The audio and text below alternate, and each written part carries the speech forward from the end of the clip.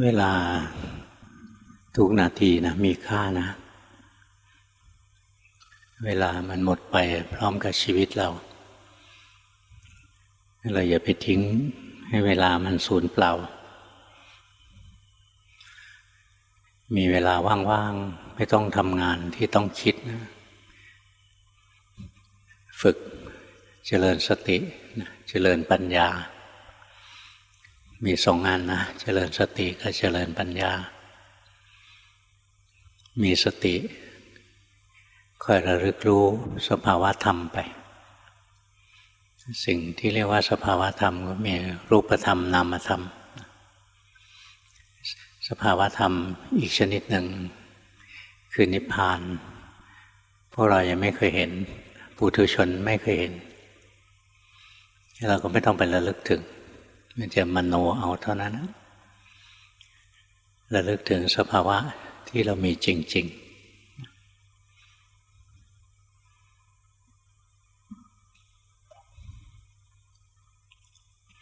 สิ่งที่เรียกว่าสภาวะธรรมมี4อย่างนะ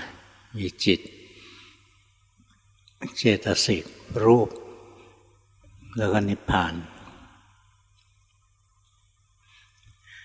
ทำไมเริ่มจากจิตก่อนเพราะในสภาวะธรรมทั้งหลายนะจิตเป็นใหญ่จิตเป็นประธานในธรรมทั้งปวงงั้นเราเรียนรู้จิตของเราให้ดีเราจะได้ทั้งสติได้ทั้งสมาธิพอมีสติมีสมาธิแล้วไม่ต้องห่วงเรื่องปัญญาแค่มีสติที่ถูกต้องมีสมาธิที่ถูกต้องบ่อยๆเดี๋ยวปัญญามันก็เกิดปัญญามีสัมมาสมาธิเป็นเหตุใกล้ให้เกิดส่วนตัวสตินั้นมีการจำสภาวะได้แม่นเป็นเหตุใกล้ให้เกิดเราหัดดูสภาวะบ่อยๆสภาวะแรกคือจิตนั่นเองแต่จิตมันไม่ได้อยู่ตัวคนเดียวโดดๆเวลาที่จิตเกิดขึ้นทุกครั้งเนี่ยจะมีเจตสิกจำนวนมากเกิดร่วมกับจิตสิ่งที่เรียกว่าเจตสิกมันมี3กลุ่มนะมีเวทนาความรู้สึกสุขความรู้สึกทุกข์สัญญาความจำได้ความหมายรู้สังขารความปรุงดีความปรุงชั่วปรุงไม่ดีไม่ชั่วอันนี้เรียกว่าเจตสิกจิตโดยตัวของมันเองไม่ดีไม่เลวเป็นสภาวะที่เป็นกลาง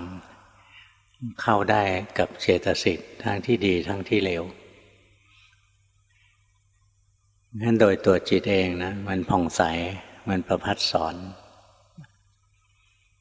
แต่มันไม่ได้บริสุทธิ์ระหว่างผ่องใสกับบริสุทธิ์ไม่เหมือนกันน้ำใสๆนะอาจจะไม่บริสุทธิ์มีเชื้อโรคอยู่มองไม่เห็นจิตโดยตัวของมันเองมันผ่องใสแต่มันไม่บริสุทธิ์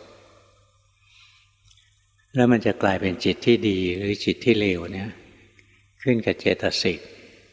ที่มาเกิดร่วมกับมันอย่างเรารู้สึกจิตของเราบางดวงมีความสุขเนี่ยเพราะมันมีเจตสิกคือความสุขมาเกิดร่วมกับจิตดวงนั้นจิตบางดวงเรามีความทุกข์นะเพราะมันมีเจตสิกคือตัวความทุกข์มาเกิดร่วมกับจิตดวงนั้นนี่คือส่วนของเวทนาสุขทุกข์ไม่สุขไม่ทุกข์เนี่ยเป็นส่วนของเวทนาเกิดร่วมกับจิตจิตโดยตัวของมันเองเป็นกลางๆมันจะสุขหรือมันจะทุกข์ก็เพราะเวทนาที่มาเกิดร่วมกับมันแล้วมันจะดีหรือมันจะชั่วก็เพราะสังขารนะซึ่งเป็นเจตสิกอีกชนิดนึงเจตสิกมี3อย่างนะมีเวทนาสัญญาสังขารงั้นมันจะดีหรือมันจะชั่วเนี่ยไม่ใช่ที่ตัวมันเองตัวมันไม่ดีไม่ชั่วตัวจิต ความโกรธมาเกิดร่วมกับจิตดวงนี้นะเราก็เลยรู้สึกจิตโกรธที่จริงจิตไม่เคยโกรธหรอกที่โกรธนะไม่ใช่จิตอย่างเวลาเราภาวนานะเราเห็นจิตมันโกรธจิตมันโกรธอันนี้เรายังแยกขันธ์ไม่เก่งถ้าเราแยกขันธ์เก่งเราจะเห็นจิตเป็นคนรู้ว่าโกรธให้ความโกรธเป็นอีกสิ่งหนึ่งไม่ใช่จิตเป็นเจตสิกชนิดสังขารสังขารขันธ์จิตมันโลภเรารู้สึกจิตมันโลภแต่ถ้าจิตเราภาวนาเก่งๆนะจิตมันตั้งมั่นเป็นผู้รู้ผู้ดูมันจะเห็นว่าความโลภไม่ใช่จิตหรอกเป็นสิ่งที่แทรกเข้ามาในจิตเรียกว่าเป็นเจตสิกเวลามันฟุ้งซ่านจิตไม่ได้ฟุ้งซ่านจิตเป็นธรรมชาติที่รู้อารมณ์เป็นกลางๆที่มันฟุ้งซ่านได้เพราะมีเจตสิกคือความฟุ้งซ่านมาเกิดร่วมกับจิตเนี่ยจิตมันจะผันแปรไปต่างๆนานาเนี่ยนะเพราะไอ้สิ่งที่มาเกิดร่วมกับมันเราหัดภาวนาเราค่อยๆสังเกตไปจิตนั้นเป็นธรรมชาติที่รู้อารมณ์ธรรมชาติที่รู้อารมณ์นี่แหละที่หลวงพ่อกับครูบาอาจารย์รุ่นเก่าเรียกว่าจิตผู้รู้ทำไมเรียกว่าจิตผู้รู้เพราะจิตคือธรรมชาติที่รู้อารมณ์ท่านพูดถูกเป๊ะเลยท่านเรียกว่าจิตผู้รู้จิตไม่ใช่ผู้สุขผู้ทุกข์ผู้ดีผู้ร้ายอะไรหรอกสุขทุกข์ดีชั่วอะไรนะมันเกิดจากเจตสิกที่แทรกเข้ามาเกิดร่วมกับจิตนั้นตัวจิตเองเป็นธรรมชาติที่รู้มันรู้อะไรได้บ้างมันรู้รูปอย่างตาเราเห็นรูปเนี่ยถ้ามีแต่ตามีแต่รูปไม่มีจิตจะมองรูปไม่เห็นนะอย่างบางคนใจลอยนะลืมตาอยู่เนี่ยคนเดินผ่านข้างหน้าเราแต่เราใจลอยเราไม่มีจิตที่ไปรู้รูปเราไม่เห็นนะว่ามีคนเดินมาเพราะตอนนั้นจิตไปรู้อารมณ์อย่างอื่นเช่นไปหลงอยู่ในความคิดมัวคิดเรื่องโน้นเรื่องนี้เพลินไปคนเดินผ่านมานะเรามีตาอยู่แท้ๆลืมตาอยู่แท้ๆเรามองไม่เห็นเพราะฉะนั้นการที่มองเห็นได้นะเพราะมันมีตาเป็นเครื่องมือในการรับรู้อารมณ์มีรูปคือสิ่งที่ถูกรู้แล้วก็มีจิตเป็นผู้รับรู้เวลามันทำงานร่วมกันแบบนี้มีตามีรูปมีจิตที่รู้รูปเราก็เห็นรูปมีหูมีเสียงมีจิตที่รับรู้เสียงเราก็ได้ยินเสียงโดยธรรมชาติแล้วจิตเป็นแค่ผู้รู้อารมณ์เท่านั้นเองจะรู้อารมณ์ทางทวารใดเราเลือกไม่ได้จิตมันเป็นของไม่เที่ยงมันไปรู้อารมณ์ทางตาแล้วมันก็ดับไปรู้อารมณ์ทางหูแล้วก็ดับไปรู้อารมณ์ทางใจแล้วก็ดับจิตเป็นอนัตตาเราจะสั่งให้รู้รูปอย่างเดียวก็ไม่ได้สั่งให้ได้ยินเสียงอย่างเดียวก็ไม่ได้สั่งให้รู้ธรรมารมณ์เรื่องราวทางใจอย่างเดียวก็ทำไม่ได้เราเลือกไม่ได้ว่าต่อไปนี้เราจะเห็นรูปหรือเราจะได้ยินเสียงหรือเราจะคิดตรงที่เราเลือกไม่ได้นะมันสะท้อนให้เห็นถึงความเป็นอนัตตาของจิตจิตเกิดดับอยู่ทางตาหูจมูกลิ้นกายใจนะแต่การเกิดการดับของมันไม่อยู่ในอำนาจบังคับของเราบางทีเราเจตนาจะไม่เห็นนะมันก็เห็นเจตนาจะไม่คิดมันก็คิดเจตนาจะไม่โกรธมันก็โกรธมันไม่เป็นไปตามใจที่เราสั่งเนี่ยเราค่อยๆสังเกตจิตใจตนเองไปนะดูจิตที่มันทำงานทางตาหูจมูกลิ้นกายใจก็ได้ดูจิตที่มันเกิดร่วมกับเวทนาก็ได้เราจะเห็นว่า จิตสุขก็ไม่เที่ยงนะจิตสุขก็สั่งให้สุขตลอดก็ไม่ได้ความสุขยังไม่มีสั่งให้จิตมีความสุขก็ไม่ได้นะดูอย่างนี้เราก็จะเห็นนะจิตเนี่ยเป็นอนิจจังเป็นอนัตตาดูจิตมันเกิดดับหมุนเวียนเปลี่ยนแปลงไปโดยอาศัยการเกิดดับเปลี่ยนแปลงของเจตสิกกับอาศัยอายตนะตาหูจมูกลิ้นกายใจเดี๋ยวจิตก็ไปดูรูปไปฟังเสียงหรือจิตไปคิดเนี่ยเราเลือกไม่ได้เราห้ามไม่ได้มันสะท้อนให้เห็นถึงความเป็นอนัตตาหรือเราสั่งจิตให้สุขไม่ได้นะห้ามจิตว่าอย่าทุกข์ก็ห้ามไม่ได้นะเนี่ยเราดูผ่านเจตสิกคือตัวเวทนาหรือสั่งให้จิตมันจำได้บางทีมันก็ไม่ยอมจำเห็นหน้าเพื่อนนะครับคล้ายครับคลาเพื่อนคนนี้ชื่ออะไรเนาะบางทีจำไม่ได้ไปจำชื่อพ่อมันได้นะจำชื่อมันไม่ได้บางทีก็จำนามสกุลมันได้จำชื่อมันไม่ได้อะไรเงี้ยสัญญาความจำได้หมายรู้ก็ไม่อยู่ในอำนาจบังคับของเราถ้าสัญญาอยู่ในอำนาจบังคับเราจะไม่ลืมอะไรเลยหรือไม่เราก็ลืมได้ตามใจชอบเมื่อก่อนมีเจ้านายผู้ใหญ่พระองค์หนึ่งนะสมเด็จพระพันวษาท่านเป็นย่าของในหลวงรัชกาลที่9ในชีวิตท่านมีลูกนะลูกตายก่อนท่านลูกสวรรคตก่อนท่านหมดเลยในชีวิตท่านนะท่านบอกท่านอยากจะลืมทุกสิ่งทุกอย่างในโลกแต่ถามว่าลืมได้ไหมมันลืมจงใจลืมไม่ได้เนี่ยสัญญาสั่งให้ลืมก็ไม่ยอมลืมบอกไม่อยากจำอะไรเลยก็ทำไม่ได้ไม่อยากจะคิดก็ทำไม่ได้สิ่งที่ท่านแสดงออกมาเนี่ยล้วนแต่เป็นธรรมะทั้งนั้นเลยเราสั่งจิตใจเราให้ลืมก็ไม่ได้นะสั่งให้จำก็ไม่ได้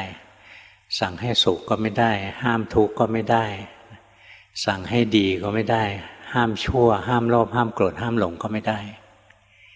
นี่เราดูจากของจริงไปเรื่อยๆเพราะฉะนั้นจิตเนี่ยบางทีเราจะเห็นจิตมันเกิดดับโดยการผ่านการเกิดดับร่วมกับอายตนะนะอย่างมันเกิดทางตาแล้วก็ดับเกิดทางหูแล้วก็ดับบางทีมันก็เกิดดับเราเห็นความเกิดดับของจิตผ่านทางความเกิดดับของเจตสิกเช่นความสุขมันเกิดขึ้นใช่ไหมเรารู้สึกจิตสุขจิตดวงนี้มีความสุขดูไปจิตที่มีความสุขมันดับไปพร้อมๆกับความสุขเพราะฉะนั้นจิตกับเจตสิกเนี่ยเป็นของที่เกิดร่วมกันเสมอ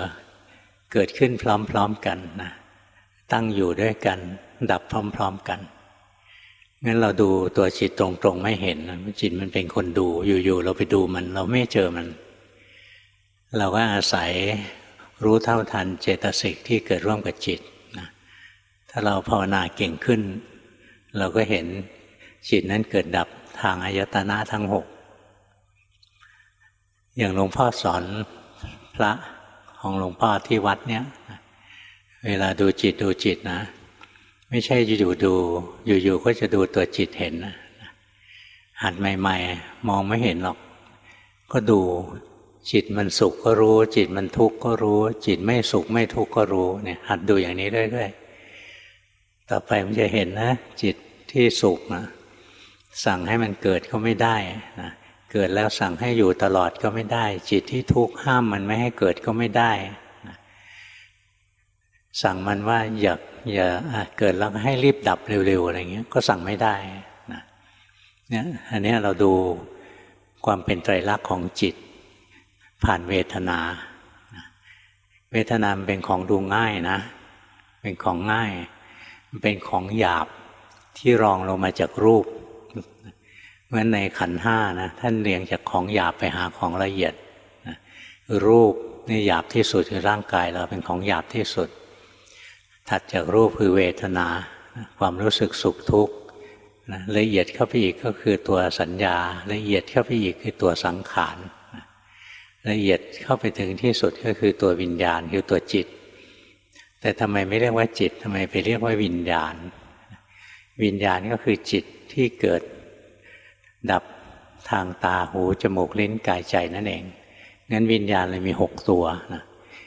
มีวิญญาณคือจิตที่รู้รูปจิตที่ฟังเสียงจิตที่ดมกลิ่นจิตที่ลิ้มรสจิตที่รู้สัมผัสทางกายจิตที่คิดนึกทางใจนี่ดูวิญญาณเกิดดับนี่มันละเอียดที่สุดนะนี่ถ้าเราจะหัดภาวนาถ้าเราจะดูนามธรรมเนี่ยหลวงพ่อแนะนำให้เริ่มจากการรู้เวทนาไปก่อนจิตใจเราสุขหรือจิตใจเราทุกข์หรือจิตใจเราเฉยเฉยไม่สุขไม่ทุกข์ในขณะเนี้ยหัดรู้ไปเรื่อยๆหัดรู้ทีแรกมันจะรู้สึกว่าตัวเราสุขตัวเราทุกข์ตัวเราเฉยเฉยไม่สุขไม่ทุกข์พอหัดมากเข้าสติปัญญาเริ่มแก่กล้าขึ้นมันจะไม่รู้สึกว่าเราสุขเราทุกข์เราเฉยเฉยแต่มันจะรู้สึกว่าจิตสุขจิตทุกข์จิตเฉยเฉยหัดรู้หัดดูต่อไปอีกจนเราเก่งมากขึ้นอีกเราก็จะเห็นว่าจิตนั้นไม่ได้สุขจิตนั้นไม่ได้ทุกข์จิตนั้นไม่ได้เฉยจิตเป็นแค่คนรู้รู้อะไรรู้ว่าตอนนี้มันสุขตอนนี้มันทุกข์ตอนนี้มันเฉยตัวสุขตัวทุกข์ตัวเฉยไม่ใช่จิตเนี่ยดูไปเรื่อยๆนะจนสุดมันก็แยกขันธ์ได้ละเอียดเลยแยกเวทนาขันธ์ออกจากจิตคือตัววิญญาณขันธ์แยกออกจากกันได้งั้นเวลาที่เราหัดภาวนานะเราไม่ต้องทำอะไรมากกันถ้าเราทำกรรมฐานชอบดูนามธรรมเนี่ยนามธรรมที่ดูง่ายๆสุขทุกข์เฉยๆ3 ตัวนี้แหละให้ดูสุขทุกข์เฉยๆที่เกิดขึ้นที่จิตนะเป็นความรู้สึกอย่าไปดูสุขทุกข์ทางกายถ้าสุขทุกข์ทางกายมันเนื่องด้วยกายถ้าดูไปเนี่ยนะมันจะถ้าเราไม่ทรงสมาธิจริงนะดูไม่ไหวอะอย่างเวลามันเจ็บปวดขึ้นมาเราไปดูนะดูไปนะสมาธิไม่พอรู้สึกเหมือนมันปวดครอบโลกเลยนะทนไม่ไหวสติแตกได้งั้นคนที่จะดูเวทนาทางกายนะควรจะทำสมาธิซะก่อนในตำราถึงบอกว่ากายานุปัสสนาเวทนานุปัสสนาเนี่ยเหมาะกับคนทำสมาธิถ้ามีสมาธิแล้วดูง่ายแต่ถ้าไม่มีสมาธิเข้าฌานไม่เป็นอะไรอย่างเงี้ยนะดูเวทนาทางใจของดูง่ายเวทนาทางกายเวลาเกิดแล้วไม่ค่อยดับนะอายุมันยืนอย่างคนเป็นมะเร็งเนี่ยปวดอย่างนั้นนะถ้าจิตไม่มีสมาธิพอนะมันกลายเป็นกูปวดนะมันเลยขั้นเราปวดไปแล้วมันถึงขั้นกูปวดเมื่อไหร่กูจะตายสักทีนะปวดเหลือเกินอะไรเงี้ยงั้นถ้าสมาธิพอมันจะเห็นนะร่างกายอยู่ส่วนหนึ่งความเจ็บปวดในร่างกายอยู่ส่วนหนึ่งจิตอยู่ส่วนหนึ่งอย่างนี้ถึงจะภาวนาได้แต่คนส่วนใหญ่สมาธิไม่พอนะจิตมันไม่เป็นคนดูจริงอะเวลาร่างกายเจ็บปวดนะมันกลายเป็นกูปวดขึ้นมาละทนไม่ได้ขันธ์มันไปรวมกันหมดเลยร่างกายกับความเจ็บปวดก็เป็นอันเดียวกันความเจ็บปวดกับจิตใจก็เป็นอันเดียวกันเป็นอันเดียวกันไปหมดเลยงั้นถ้าจะดูเวทนานะสำหรับคนที่ไม่ได้ฌานนะไม่ได้สมาธิหลวงพ่อแนะนำให้ดูเวทนาทางใจเวทนาทางใจก็มี3 อย่างนะมีความสุขตำราเขาเรียกว่าโสมนัสเวทนาทำไมต้องดัดจริตเรียกโสมนัสเวทนาทำไมไม่เรียกสุขเวทนาเขาเรียกอย่างนี้เป็นเพื่อประโยชน์ทางการศึกษาพอได้ยินคำว่าสุขเวทนาเนี่ยหมายถึงความสุขทางร่างกายนะถ้าได้ยินโสมนัสเวทนาเนี่ยหมายถึงความสุขทางจิตใจเนี่ยที่เขาแยกกันมีศัพท์ขึ้นมามากมายเพื่อแยกว่านี่เป็นสุขทางกายนี่เป็นสุขทางใจนะถ้าทุกขเวทนาเนี่ยเป็นความทุกข์ทางกายนะถ้าโทมนัสเวทนาเนี่ยเป็นความทุกข์ทางใจเราไม่ต้องรู้ศัพท์หรอกเรารู้ซื่อๆนี่แหละใจเรามีความสุขเราก็รู้ใจเราทุกข์ก็รู้ใจเราเฉยๆก็รู้หัดรู้เนืองๆไปนะทีแรกมันก็รู้สึกกูสุขกูทุกข์นะเวลามันสุขนะมันหลงไป ประกอบด้วยโมหะเข้าไปด้วยนะโอ้ยกระโดดโลดเต้นเพลิดเพลินเมื่อก่อนหลวงพ่อยังไม่บวชนะข้างบ้านนะมันมีวัยรุ่นอยู่วันเกิดมันนะพ่อแม่ก็จัดงานวันเกิดให้ไปเรียกเพื่อนมากินเลี้ยงกินเหล้ากันพ่อแม่ไปอยู่ที่อื่นเพื่อให้ลูกมีความสุขให้เต็มที่มันก็กินเหล้ากันเสียงดังเลยนะไม่เกรงใจใครทั้งสิ้นเลยดึกดื่นพอมันสมมติมันเกิดตี 2นะมันกินตั้งแต่หัวค่ำนะพอถึงตี 2มันมีการจุดพลุนะจุดดอกไม้ไฟจุดอะไรไอ้เจ้าของงานเจ้าของวันเกิดนะมันก็ตะโกนลั่นในหมู่บ้านมันตะโกนลั่นเลยไฟของกูนี่พลุของกูหลวงพ่อฟังมันเมามาตั้งแต่หัวค่ำนะจะนอนก็นอนไม่ได้นะโมโหนะพอได้ยินว่าไฟของกูท่านหลวงพ่อหัวเราะเลยไฟของมึง เนี่ยมันเป็นหลงใช่ไหมมันกูสุขไปแล้วกูเป็นเจ้าของทุกสิ่งทุกอย่างแล้วเนี่ยจิตที่ไม่เคยได้รับการศึกษาถ้าจิตได้รับการศึกษามันจะเห็นความสุขไม่ใช่จิตนะความทุกข์ก็ไม่ใช่จิตความเฉยๆไม่สุขไม่ทุกข์ก็ไม่ใช่จิตหรอกมันเป็นอีกสิ่งหนึ่งนะเรียกว่าเวทนาเป็นเวทนาขันธ์นะก็อยู่ในกลุ่มของเจตสิกคือเกิดสิ่งที่เกิดร่วมกับจิตสิ่งที่เกิดร่วมกับจิตเรียกเจตสิกนะมี3ชนิดคือเวทนาคือความรู้สึกสุขทุกข์สัญญาความจำได้หมายรู้สังขารความปรุงดีปรุงชั่วทำกรรมฐานไม่ต้องทำมันทั้งหมดหรอกวุ่นวายนะง่ายๆเลยถ้าดูนามธรรมง่ายๆดูเวทนาสามัญเนี่ยมันจะหมุนอยู่ในใจเราเดี๋ยวก็สุขใจเราเดี๋ยวก็ทุกข์ใจเราเดี๋ยวก็เฉยๆไม่สุขไม่ทุกข์ดูไปเรื่อยๆต่อไปเราจะเห็นว่าจริงๆแล้วใจเราเป็นแค่คนรู้นะความสุขความทุกข์ความเฉยๆนั้นเป็นเจตสิกที่ไหลผ่านมาแล้วก็ผ่านไปเราจะเห็นนะสุขทุกข์เฉยๆไม่ใช่ตัวเราไม่ใช่ของเรามันจะมาหรือมันจะไปสั่งไม่ได้ควบคุมไม่ได้จิตจะไปรู้อะไรก็สั่งไม่ได้ควบคุมไม่ได้เนี่ยเฝ้ารู้เวทนาที่เกิดขึ้นในใจเรานะต่อไปเราก็จะดูจิตเก่งขึ้นมาอย่างพระมาอยู่กับหลวงพ่อนะที่บอกตะเกียดูจิตยังดูไม่เป็นหลวงพ่อสอนให้ดูเวทนาก่อนเห็นจิตกับเวทนามันคนละอันกันไม่เกิดร่วมกันแต่มันคนละอันกันแล้วมันก็ดับไปพร้อมๆกันมันเกิดพร้อมกันแล้วมันก็ดับพร้อมกันเห็นจิตมันเกิดดับได้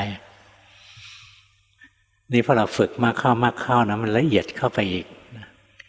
เราเห็นสังขารความปรุงดีปรุงชั่วได้เช่นเห็นความโกรธความโลภความหลงความฟุ้งซ่านความหดหู่นี่อยู่ในสังขารขันธ์สังขารนะอยู่เฉยๆมันไม่ค่อยเกิดหรอกนะมันทำงานเด่นชัดขึ้นมาได้นะอาศัยสัญญาอย่างตาเรามองเห็นรูปเนี่ยใจเรายังไม่โกรธใจเรายังไม่รักในขณะที่ตาเห็นรูปมันต้องมีสัญญาเข้าไปหมายรู้ก่อนรูปนี้สวยนะรูปนี้คือเพื่อนรักของเราอะไรเงี้ยจิตก็เกิดสังขารคือพอใจขึ้นมาแล้วบางทีเห็นรูปเฮ้ยนี่ศัตรูของเรานี่นักการเมืองคนที่เราไม่ชอบอะไรเงี้ยเนี่ยสัญญามันทำงานก่อนมันตีค่ามันให้ค่าให้ความหมายว่านี่คืออะไรนี่คืออะไรมีข้อมูลดั้งเดิมเก็บเอาไว้แล้วก็ปรุงสังขารขึ้นมาท่านถึงเอาสัญญาไว้หน้าสังขารใช่ไหมรูปเวทนาสัญญาสังขารถ้าเราไม่มีสัญญานะสังขารมันก็ไม่มีสิ่งที่ทำให้สังขารเกิดนะคือสัญญากับเวทนา2ตัวนี้สัญญากับเวทนาเวทนาเกิดขึ้นมีความสุขเกิดขึ้นพอมันรู้มันก็เกิดยินดียินร้ายขึ้นมายินดีร้ายเป็นตัวสังขารตาหูจมูกลิ้นกายใจกระทบอารมณ์คิดเรื่องนี้ขึ้นมาสัญญามันแปลอันนี้เรื่องนี้ดีนะนี่เพื่อนเรานี่สิ่งที่เรารักที่เราชอบนี่เพลงที่เราชอบนะ ก็ปรุงสังขารนะปรุงความยินดีพอใจปรุงราคะขึ้นมาเนี่ยความปรุงของจิตปรุงตั้งแต่ของหยาบหันดูทีแรกดูเวทนานั่นแหละซื่อๆไม่มีอะไรมากไอ้ดูสังขารเนี่ยมันผ่านกระบวนการที่แปลความหมายมาแล้วผ่านสัญญามานี่ถ้าเราดูนะเราดูไม่ทันกระบวนการเราไปเห็นตอนมันโกรธเลยก็ยังดีนะที่เห็นถ้าเราเห็นได้ละเอียดเราจะรู้ว่าอาศัยสัญญาและเวทนานั่นแหละสังขารก็เลยเกิดนี่ถ้าเราดูไม่ได้ละเอียดนะเราก็ค่อยดูของที่ดูได้จิตมันโกรธรู้ว่าโกรธนะทีแรกมันก็กูโกรธพอดูไปเรื่อยๆชำนิชำนาญขึ้นมันจะเห็นว่าความโกรธไม่ใช่จิตความโกรธเป็นเจตสิกนะเป็นสิ่งที่แทรกเข้ามาความโกรธเกิดนะจิตโกรธมันก็เกิดด้วยนี่พอเราภาวนาดีๆเราเห็นว่าความโกรธกับจิตมันคนละอันกันความโกรธมันอยู่ได้ต้องอาศัยจิตโกรธแต่จิตดวงที่เกิดขึ้นมาใหม่เนี่ยไม่ใช่จิตโกรธมันเป็นจิตรู้จิตที่เป็นผู้รู้ตื่นเบิกบานตั้งมั่นขึ้นมาความโกรธเลยไม่มีที่ตั้งแล้วมันก็ดับไปพร้อมๆกับจิตโกรธถ้ามันยังมีจิตที่โกรธอยู่นะความโกรธมันก็ยังมีอยู่เนี่ยมันเกิดดับไปด้วยกันนี่อย่างพอจิตมันโกรธเรามีสติรู้นะเราเห็นนะความโกรธไม่ใช่จิตนะ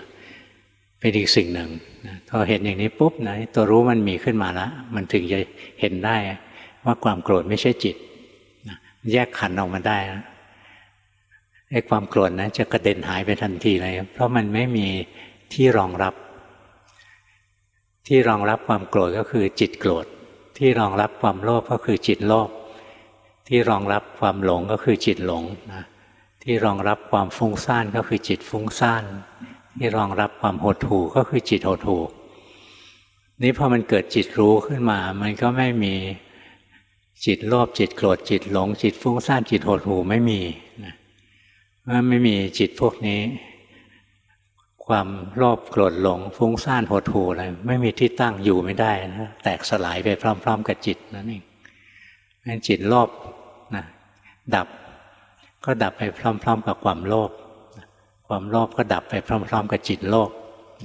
งั้นตรงที่เรามีสติรู้ปุ๊บนะจิตรู้มันเกิดตรงที่จิตรู้มันเกิดเราไม่ต้องไปละกิเลสเราภาวนาเราดูจิตดูใจเนี่ยไม่ใช่เพื่อละกิเลสนะเมื่อไรมีสติเมื่อนั้นไม่มีกิเลสจะให้ละหรอกถ้ายังมีกิเลสอยู่แสดงว่ายังไม่มีสติเพราะฉะนั้นถ้าเราภาวนาชำนิชำนาญนะเราจะรู้ว่าเราไม่ได้ฝึกละกิเลสหรอกเพราะทันทีที่สติเกิดนะกิเลสก็ดับไปเรียบร้อยแล้วเราไม่ต้องละมันไม่มีให้ละเนี่ยค่อยๆฝึกนะเราจะค่อยๆเห็นค่อยๆเข้าใจทีแรกอุ๊ยโกรธไม่หายสักทีเว้ยโมโหตัวเองอีกทำไมมันโกรธเก่งนะไม่หายสักทีหลวงพ่อสอนไม่จริงนี่หว่าบอกว่าถ้ารู้แล้วความโกรธต้องดับนะมันรู้ไม่จริงนะมันรู้แล้วก็มันก็ไปโกรธไอ้ความโกรธตัวนี้เขาอีกเคยไหมเราโมโหขึ้นมานะเราไปเห็นว่าจิตมันโกรธนะเราก็โกรธตัวเองอีกมึงจะโกรธอะไรนักหนาวะนะเนี่ยความโกรธมันเกิดขึ้นใหม่นะซ้อนไปเป็นความโกรธซ้อนความโกรธไปเรื่อยๆเมื่อไหร่จะดับเมื่อไหร่จะดับนี่หงุดหงิดนะก็อยู่ในตระกูลโทสะอีกแล้วนี่จิตมันตั้งมั่นเป็นผู้รู้มันไม่ได้ชอบมันไม่ได้เกลียดความโกรธมันเป็นกลางนะมันซื่อๆในการรู้อารมณ์เรียกอุชุกตานะซื่อๆจิตมันเห็นความโกรธขึ้นมานะมันรู้ซื่อๆปุ๊บขาดสะบั้นหมดเลยนะตรงที่รู้ทันนะไม่มีความโกรธให้ละแต่ว่ามันได้สะสมปัญญาไปเรื่อยๆมันจะเห็นว่าจิตที่โกรธเกิดขึ้นตั้งอยู่แล้วก็ดับไปจิตที่ไม่โกรธคือจิตที่รู้เนี่ยเกิดขึ้นตั้งอยู่แล้วก็ดับไปเนี่ยจะเห็นอย่างนี้นะค่อยๆดูไปในที่สุดก็จะเห็นเลยเจตสิกคือสังขารทั้งหลายนะไม่เที่ยงเป็นทุกข์เป็นอนัตตาจิตที่เกิดร่วมกับสังขารทั้งหลายไม่เที่ยงเป็นทุกข์เป็นอนัตตาเมื่อกี้หลวงพ่อบอกแล้วนะสังขารไม่ได้มีแต่ตัวเลวนะสังขารฝ่ายดีก็มีศรัทธาวิริยะสติปัญญาเนี่ยคือตัวสังขารทั้งสิ้นเพราะฉะนั้นภาวนาเนี่ยไม่ใช่หนีสังขาร เราอยู่กับสังขารแต่ว่าเราพัฒนาสติสมาธิเราให้แข็งแรงขึ้นสังขารฝ่ายดีมันจะเกิดถี่ขึ้นและเข้มแข็งขึ้นศีลสมาธิปัญญาเนี่ยก็คือสังขารทั้งหมดแหละนะมันก็จะค่อยๆดีขึ้นในขณะที่สังขารฝ่ายเลวเนี่ยพอเรามีสติมีสมาธิมีปัญญาอยู่เนี่ยสังขารฝ่ายเลวอยู่ไม่ได้แค่มีสติสังขารฝ่ายเลวก็ดับแล้วเพราะฉะนั้นการที่เราฝึกเนี่ยนะค่อยๆดูค่อยๆดูไปงานดูจิตเป็นงานที่ประณีตนะถ้าดูของละเอียดยังไม่ได้ก็ดูเวทนาจิตสุขจิตทุกข์จิตไม่สุขไม่ทุกข์ดูอย่างนี้ง่ายๆถ้าดูถึงสังขารมันก็ประณีตขึ้นมาสังขารมันเกิดได้ก็อาศัยสัญญาและเวทนาปรุงสังขารขึ้นมาสังขารไม่ได้อยู่ในอำนาจบังคับมันแล้วแต่สัญญาและเวทนาจะทำงานขึ้นมาสั่งไม่ได้เลือกไม่ได้หรือจิตที่เกิดร่วมกับสังขารแต่ละชนิดก็เกิดร่วมกันแล้วก็ดับร่วมกันพร้อมๆกันนี่มันจะดับได้นะเราก็ต้องมีสตินะรู้ทันมีสังขารฝ่ายชั่วเกิดนี่จิตโกรธขึ้นมาคนยังไม่ภาวนามก็คือกูโกรธถ้าภาวนาเป็นจิตตั้งมั่นเป็นคนดูมันจะเห็นว่าความโกรธกับจิตเป็นคนละอันกันแล้วสติระลึกรู้ความโกรธนั้นความโกรธจะขาดสะบั้นเลยดับไปพร้อมๆกับจิตโกรธนะจิตรู้นะมันจะเด่นดวงขึ้นมาแทนนี่มันละเอียดกว่าการดูเวทนาทางใจนะดูเวทนาทางใจนะหลวงพ่อรู้สึกมันง่ายมันไม่ซับซ้อนแต่ดูสังขารเนี่ยซับซ้อนสังขารเนี่ยยอดจะปรุงแต่งเลยเพราะฉะนั้นในบรรดาจิตเจตสิกรูปนะรวมทั้งหมดเนี่ยมีสภาวะธรรม71ตัวถ้ารวมนิพพานด้วยก็เรียก72สภาวะสิ่งที่เรียกว่าสภาวะธรรมมีทั้งหมด72ตัวนะเป็นจิตซะ1ตัวนะเป็นนิพพานซะ1ตัวเป็นรูป18นะเป็นเจตสิก52ตัวแล้วในเจตสิก52ตัวนะเกือบทั้งหมดนะคือสังขารเยอะแยะเลยเจตสิกคือเวทนาก็ตัวหนึ่งเจตสิกคือสัญญาก็ตัวหนึ่งนะเจตสิกที่ตัวสังขารนี่เยอะแยะเลยนะคนละตัวกันคนละส่วนกันงั้นสังขารเนี่ยสลับซับซ้อนวิจิตรพิสดารสังขารเนี่ยครอบคลุมนะตั้งแต่อกุศลกุศลแล้วก็ไม่เป็นกุศลไม่เป็นอกุศลสังขารเนี่ยเกิดได้ตั้งแต่ในกามาวจรจิตอย่างพวกเราเนี่ยจิตร่อนเร่ไปทางตาหูจมูกลิ้นกายใจวุ่นวายทั้งวันอย่างเนี้ยนะไม่ว่าจิตอยู่ในกามาวจรก็มีสังขารจำนวนมากสังขารบางอย่างเกิดในรูปฌานอยู่ในรูปภพสังขารบางอย่างเกิดในอรูปภพเมื่อเราได้ยินว่ามีสังขารเยอะแยะไม่ต้องตกใจนะเรามีไม่ถึง50-60ตัวอะไรไม่ถึงงั้นหรอกนะอย่างเราเข้าฌานไม่ได้มันก็ไม่มีสังขารในรูปภพอรูปภพมันก็มีสังขารอยู่ในกามธรรมดานี่เองโลภโกรธหลงอะไรเนี้ยดูของหยาบๆของที่เรามีจริงๆค่อยๆฝึกไปกระทั่งโพชฌงค์7นั้นก็อยู่ในสังขารนะสติธรรมวิจยะวิริยะปีติปัสสัทธิสมาธิอุเบกขาอะไรนะพวกนี้อยู่ในกลุ่มของสังขารเท่านั้นนะงั้นสังขารเนี่ยมันเยอะเราไม่ต้องดูทุกตัวดูตัวที่เรามีงั้นเราขี้โมโหเราก็ดูสังขารคือตัวโกรธเดี๋ยวก็โกรธเดี๋ยวก็หายเดี๋ยวก็โกรธเดี๋ยวก็หายดูมันคู่เดียวแค่นี้นะมีโทสะกับไม่มีโทสะนะดูไปมีโลภะกับไม่มีโลภะเนี่ยดูไปเป็นคู่ไปคู่ไหนมีบ่อยตัวไหนกิเลสตัวไหนมีบ่อยเอาตัวนั้นเป็นตัวหลักจิตเราขี้โลภเราก็ดูจิตโลภเราก็รู้จิตเลิกไม่หายไม่มันหายไม่เลิกไม่โลภแล้วเราก็รู้จิตโกรธเราก็รู้จิตไม่โกรธเราก็รู้นะจิตฟุ้งซ่านเราก็รู้จิตไม่ฟุ้งซ่านนะซึมอย่างเงี้ยเราก็รู้เนี่ยหัดรู้อย่างที่มันเป็นไปเท่าที่มันมีนะไม่ต้องรู้ทุกตัวของสังขารหรอกเยอะแยะรู้ตัวที่มีจริง ที่มีบ่อยๆเป็นตัวหลักพอเรารู้ตัวหลักบ่อยๆนะต่อไปตัวรองๆนานๆเกิดทีอะไรเงี้ยเราก็ค่อยๆเห็นอย่างหลวงพ่อนะพื้นจิตของหลวงพ่อเป็นพวกโทสะจริตนะแล้วหลวงพ่อเป็นพวกปัญญากล้าโทสะกับปัญญาเนี่ยมักจะอยู่ด้วยกันนะแต่เป็นทั้งที่มันสุดขั้วกันเลยโทสะเนี่ยเป็นกิเลสที่ชั่วหยาบนะแล้วก็ปัญญาเนี่ยเป็นกุศลชั้นเลิศคนที่มีโทสะเนี่ยมักจะมีปัญญานะมันมีลักษณะร่วมกันระหว่างโทสะกับปัญญาคืออะไรคือลักษณะรวดเร็วรุนแรงล้างผลาญเวลาโทสะเกิดเนี่ยมันรวดเร็วรุนแรงไหมปุ๊บขึ้นมาคุมตัวเองไม่อยู่แล้วล้างผลาญไหมเวลาโทสะเกิดล้างผลาญเวลาปัญญาเกิดนะก็รวดเร็วนะวับเดียวเวลาปัญญาเกิดจริงๆเกิดขณะจิตเดียวนะวับเดียวนะสว่างวาบเดียวเลยนะแสงสว่างเสมอด้วยปัญญาไม่มีนะเกิดชั่วขณะเดียวนะเกิดอย่างรวดเร็วนะรุนแรงเวลาปัญญาเกิดเนี่ยรุนแรงแล้วล้างผลาญอะไรล้างผลาญความโง่ล้างผลาญความไม่รู้งั้นลักษณะของโทสะกับปัญญาเนี่ยมีลักษณะร่วมกันมันพวกที่โทสะเนี่ยนะจำนวนมากเลยที่หลวงพ่อสังเกตเห็นนะมันตรงกับตำราพวกนี้มีปัญญากล้ากรรมฐานที่เหมาะกับพวกนี้จะเป็นทิฏฐิจริตนะจะเป็นทิฏฐิจริตพวกเจ้าความคิดเจ้าความเห็นเนี่ยจะขี้โมโหพวกรักสุขรักสบายรักสวยรักงามไม่ค่อยโมโหอะไรพวกนี้ติดอยู่ในราคะเห็นไหมเรื่องสังขารนะมันวิจิตรพิสดารนะมีแง่มีมุมให้เราเรียนเยอะแยะเลยรู้สึกสนุกนะยิ่งภาวนานะโอ้ความรู้เรายิ่งกว้างขวางลึกซึ้งมากมายขึ้นมานี่เราดูไปเรื่อยๆนะอย่างเราหัดดูจิตดูใจทีแรกเราก็เห็นจิตสุขเกิดแล้วดับจิตทุกข์เกิดแล้วดับจิตไม่สุขไม่ทุกข์เกิดแล้วดับต่อไปเราเห็นว่าจิตเป็นคนรู้นะความสุขความทุกข์ความเฉยๆเกิดแล้วก็ดับนะเราก็เห็นในความสุขความทุกข์ความเฉยๆไม่ใช่เรา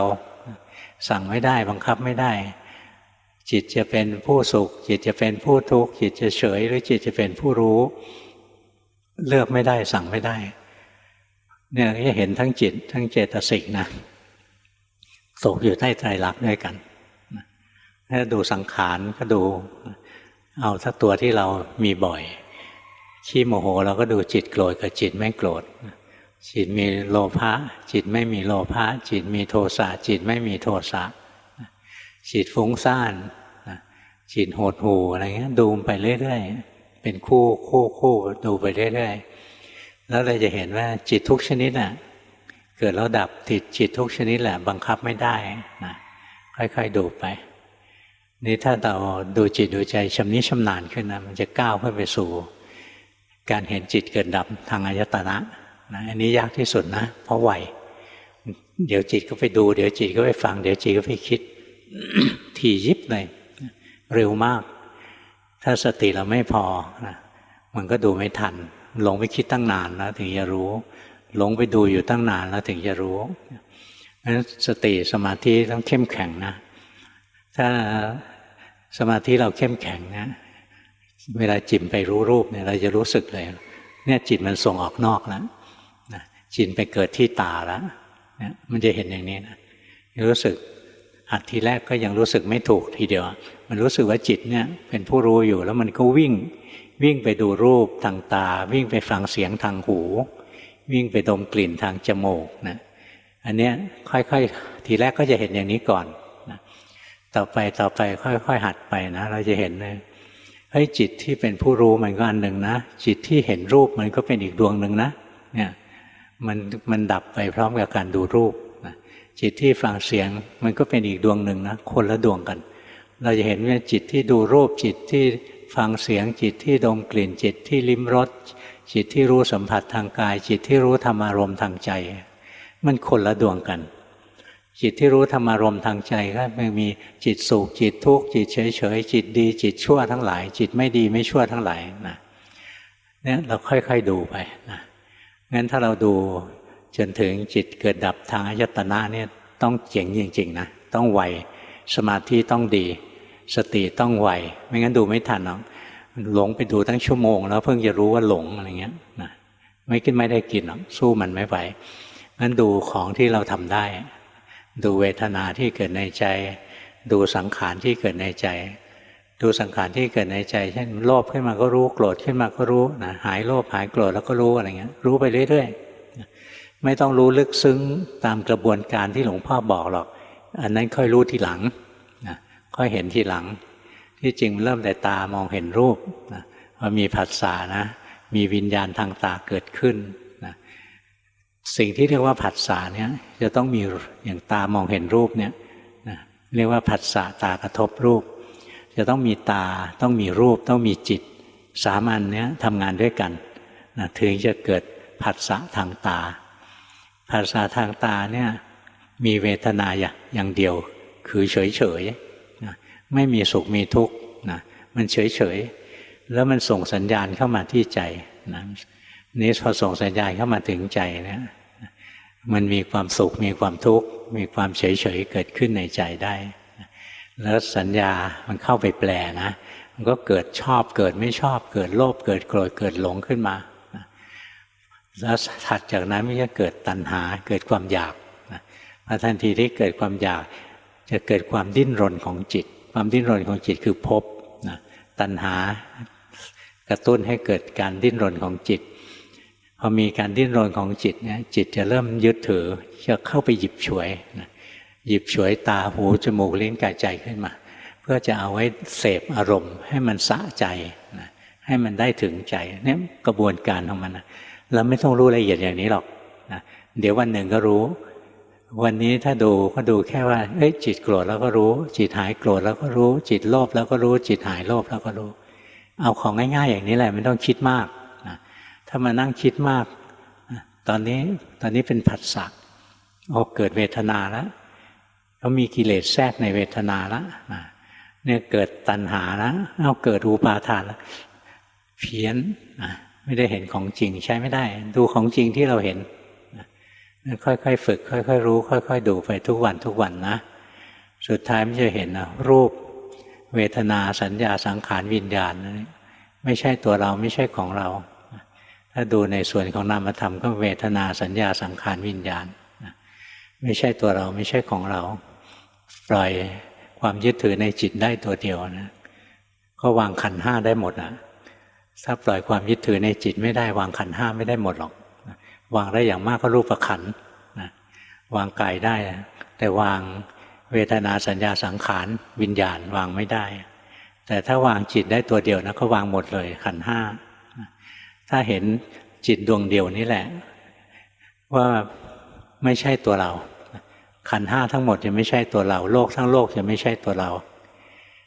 ถ้าเห็นว่าจิตเป็นไตรลักษณ์นะตัวเดียวเนี่ยก็จะเห็นขันธ์ห้าเป็นไตรลักษณ์เห็นโลกเป็นไตรลักษณ์งั้นเนี่ยจิตมันเลยเป็นใหญ่เป็นหัวหน้าเป็นประธานในธรรมะทั้งปวงการภาวนานะเราตัดตรงเข้ามาเรียนรู้ที่จิตเนี่ยเป็นหนทางปฏิบัติที่ลัดสั้นแต่บางคนไม่มีกำลังที่จะตัดตรงเข้ามาเรียนจิตเนี่ยก็เรียนทางกายไปก่อนหัดรู้กายไปก่อนรู้กายถูกต้องชำนิชำนาญต่อไปจิตไม่มีกำลังขึ้นมาตั้งมั่นขึ้นมาค่อยมาดูจิตได้ทีหลังงั้นดูกายต่อไปก็เห็นจิตนะแต่ถ้าดูจิตได้ก็ดูไปเลยไม่ต้องเสียเวลาอันนี้ไม่ใช่หลวงพ่อคิดเอาเองนะเป็นคำสอนที่ครูบาอาจารย์ท่านสอนมาหลวงปู่มั่นบอกว่าดูจิตได้ให้ดูจิตดูจิตไม่ได้ให้ดูกายนะถ้าดูจิตไม่ได้ดูกายไม่ได้ทำสมถะท่านสอนอย่างนี้หลวงปู่ดูลท่านก็บอกว่าการดูจิตเป็นการปฏิบัติที่รัดสั้นที่สุดคือตัดตรงเข้ามาที่นี่เลยคนเราจะดีจะชั่วจะสุขจะทุกข์ก็เพราะจิตนั่นแหละจะเกิดในภพภูมิอะไรก็เพราะจิตนั่นแหละงั้นตัดตรงเข้ามาที่จิตนะตรงนี้ก็เร็วนะไปได้เร็วที่จริงหลวงปู่ดูลท่านก็ไม่ได้คิดเอาเองหรอกท่านเรียนมาจากหลวงปู่มั่นอีกทีหนึ่งหลวงปู่ดูลนะท่านภาวนากับหลวงปู่มั่นนะใช้เวลานิดเดียวใช้เวลาไม่นานนะท่านก็เห็นทีแรกท่านก็พุทโธพิจารณากาย ตามหลักสูตรเบสิกนะของครูบาอาจารย์หลวงปู่มั่นท่านสอนอย่างนี้พุทโธพิจารณากายหลวงปู่ดูลย์ภาวนาอยู่ไม่นานนะจิตท่านก็เข้าใจธรรมะท่านก็ไปหาหลวงปู่มั่นนะไปส่งกันบ้านบอกว่ากิเลส4 ส่วนนะผมพิจารณาตัวเองแล้วผมละได้เด็ดขาด1 ส่วนส่วนที่2เนี่ยละได้ครึ่ง 1ยังละได้ไม่เด็ดขาดนะอันนี้แปลว่าอะไร4 ส่วนนะคือกิเลสในขั้นพระโสดาสกทาคาพระอนาคาพระอรหันต์เนี่ยที่ท่านเรียกว่าท่านมีกิเลส4 ส่วนท่านละเด็ดขาดไปส่วนหนึ่งแล้วนะอีกส่วนหนึ่งยังละได้ไม่หมดนะละได้ครึ่ง 1นะหลวงปู่มั่นก็ชมนะว่ามีสติมีปัญญาดีนะรู้เท่าทันกิเลสของตัวเองต่อไปนี้ไปภาวนานะต่อเนี่ยบอกว่าสัพเพสังขาราสัพพสัญญาอนิจจาสังขารทั้งหลายสัญญาทั้งหลายไม่เที่ยงสัพเพสังขาราสัพพสัญญาอนัตตาสังขารทั้งหลายสัญญาทั้งหลายเป็นอนัตตาบอกให้หลวงปู่ดูลย์ไปพิจารณาตรงนี้ทำไมท่านก้าวกระโดดมาสอนให้ดูจิตเลยอย่างรวดเร็วเนี่ยเพราะหลวงปู่ดูลย์เนี่ยอ่านจิตตัวเองได้ละเอียดนะมีกิเลสเท่าไหร่เนี่ยดูตัวเองออกนะเพราะมันมีพื้นฐานที่จะดูจิตได้อย่างดีเลยนะสามารถที่จะดูจิตได้หลวงปู่มั่นตัดตรงสอนหลวงปู่ดูลย์เข้ามาดูจิตเลยนะท่านดูอยู่ไม่กี่เดือนนะใช้เวลาไม่กี่เดือนหรอกนะท่านก็รู้อริยสัจแห่งจิตจิตที่ส่งออกนอกเป็นสมุทัยผลที่จิตส่งออกนอกเป็นทุกข์จิตเห็นจิตอย่างแจ่มแจ้งเป็นมรรคผลที่จิตเห็นจิตอย่างแจ่มแจ้งเป็นนิโรธคำว่าจิตเห็นจิตอย่างแจ่มแจ้งเป็นมรรคเนี่ยนะจริงๆเป็นอรหัตตมรรคเพราะถ้าเป็นมรรคอื่นๆเนี่ยยังเห็นจิตไม่แจ่มแจ้งหรอกถ้าเห็นจิตแจ่มแจ้งเนี่ยหมายถึงว่าเห็นจิตตกอยู่ใต้ไตรลักษณ์เช่นเดียวกับขันธ์อื่นๆนั่นแหละนี่ก็คือจิตเห็นจิตอย่างแจ่มแจ้งนั่นคืออรหัตตมรรคนี่หลวงปู่ดูลย์ใช้เวลาสั้นนิดเดียวนะตามคำสอนของพ่อแม่ครูอาจารย์หลวงปู่มั่นนั่นแหละสอนมามันไม่ใช่หลวงปู่มั่นสอนทุกคนว่าต้องพุทโธพิจารณากายนะมันแล้วแต่วาสนาบารมีของลูกศิษย์แต่ละคนไม่เหมือนกันหรอกครูบาอาจารย์ใหญ่ท่านเก่งนะท่านรอบรู้ท่านก็สอนธรรมะให้เหมาะกับจริตนิสัยวาสนาบารมีของลูกศิษย์อย่างหลวงปู่ดูลย์ก็เหมือนกันนะลูกศิษย์หลวงปู่ดูลย์ไม่ใช่ดูจิตหมดนะลูกศิษย์หลวงปู่ดูลย์จำนวนมากเลยดูกายนะแต่ท่านสอนหลวงพ่อดูจิตเลยเพราะว่าหลวงพ่อเป็นพวกทิฏฐิจริตพวกเจ้าความคิดเจ้าความเห็นส่วนเรื่องสมาธิก็ทำมาตั้งแต่เด็กนะนั้นท่านก็สอนตัดเข้ามาที่จิตท่านรู้ว่าเราตัดเข้ามาตรงนี้ไหวก็สอนให้ตัดเข้ามาท่านบอกการดูจิตเป็นการปฏิบัติที่รัดสั้นที่สุดนี่หลวงพ่อก็พยายามมาคลี่คำว่าดูจิตนะให้มันง่ายขึ้นถ้าบอกให้พวกเราดูจิตเราอย่าไปเพ่งจิตไปจ้องจิตนะทำผิดนะไปเพ่งจิตจ้องจิตผิดหลวงพ่อเลยบอกให้รู้ไปจิตสุขก็รู้จิตทุกข์ก็รู้จิตเฉยๆก็รู้นะแล้วต่อไปก็เห็นจิตดีก็รู้จิตชั่วก็รู้จิตไม่ดีไม่ชั่วก็รู้นะแล้วละเอียดประณีตขึ้นไปก็เห็นจิตเกิดที่ตาหูจมูกลิ้นกายใจเกิดแล้วก็ดับเกิดที่ไหนดับที่นั้นหลวงพ่อเคยถามหลวงปู่ดูลย์ว่าหลวงปู่ครับจิตมันอยู่ที่ไหนเนี่ยตอนนั้นเห็นมันไหวอยู่กลางอกนะไปถามท่านนึกว่าจะตอบว่ากลางอกนะมีการถามเพื่อตรวจสอบว่าที่เราเห็นเนี่ยที่เราเข้าใจเนี่ยถูกไหมคิดว่ามันไหวอยู่เนี่ยงั้นจิตเกิดที่กลางอกดับที่กลางอกไปถามหลวงปู่ครับจิตมันอยู่ที่ไหนจิตมันตั้งอยู่ที่ไหนท่านบอกจิตไม่มีที่ตั้งเอาเลยสิเนาะจิตไม่มีที่ตั้งภาวนาอีกพักหนึ่งถึงรู้จิตไม่ได้ตั้งอยู่ที่ไหนหรอกจิตเกิดตรงไหนจิตก็ดับตรงนั้นแหละจิตเกิดที่ตาก็ดับที่ตาไม่ต้องเอาตั้งไว้ที่ตาตลอดจิตเกิดที่หูก็ดับที่หูไม่ต้องเอาไปจิตไปตั้งไว้ที่หูตลอดนะจิตเกิดที่ใจแล้วก็ดับที่ใจไม่ต้องเอาจิตไปจ้องอยู่ที่ใจตลอดนะเนี่ยดูไปเรื่อยๆไม่ค่อยๆเข้าใจเป็นลำดับไปนะเอาวันนี้สอนยาวมากเลยนะก็คลุมเรื่องการดูจิตดูใจไว้ส่วนหนึ่งแล้วนะยังมีลูกเล่นมีทริคมี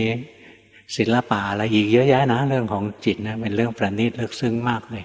นะ เอาเท่านี้ก่อนเรียนเยอะนั่นก็จำไม่ไหวอะ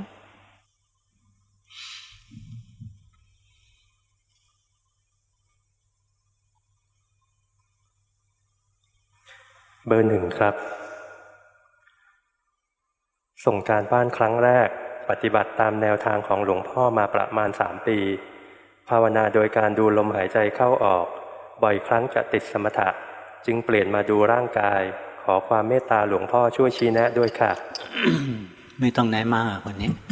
ที่ภาวนาอยู่ใช้ได้นะดีแล้วล่ะจิตมันตั้งมั่นขึ้นมาเป็นผู้รู้ผู้ดูนะระวังอันเดียวว่าจิตมันไม่เข้าฐานเวลามันตั้งอยู่เนี่ยนะบางทีมันอยู่นอกฐานนะลองหายใจสิลองหายใจสบายๆอย่าดึงจิตนะอย่าไปยุ่งกับจิตหายใจเฉยๆ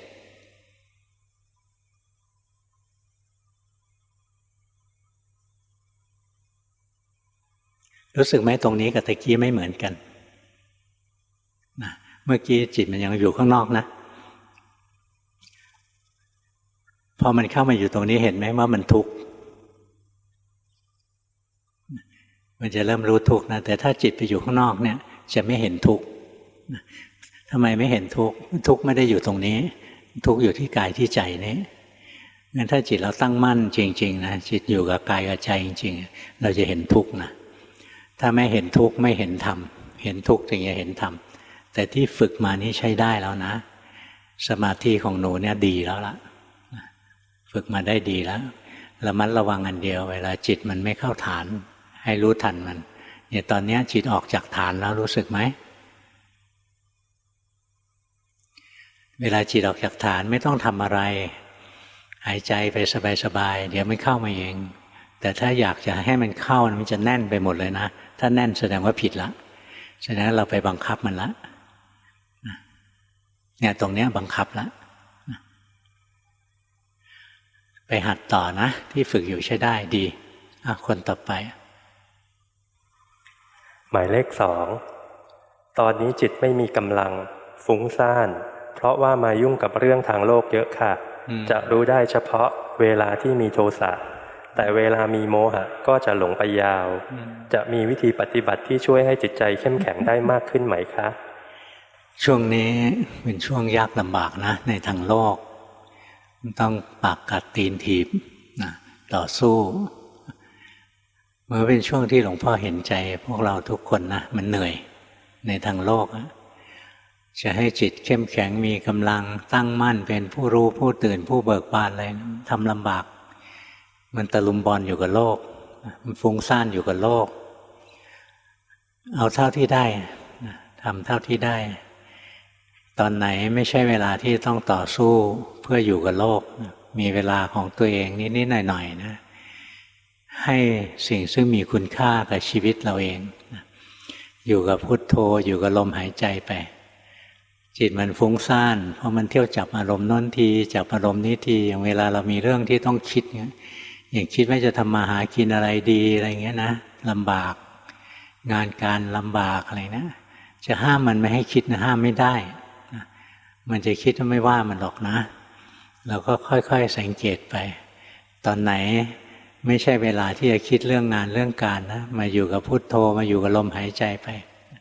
เก็บแต้มของเราไปเรื่อยๆต่อไปจิตใจเราเข้มแข็งขึ้นมาแล้วการแก้ปัญหาชีวิตมันจะง่ายขึ้นหลวงพ่อพุธท่านเคยเล่าให้หลวงพ่อฟังนะว่าสมาธิเนี่ยมันช่วยแก้ปัญหาชีวิตได้อย่างดีเลยนั่นหลวงพ่อพุธจะเป็นพระที่ทันสมัยสอนคนที่อยู่ในเมืองได้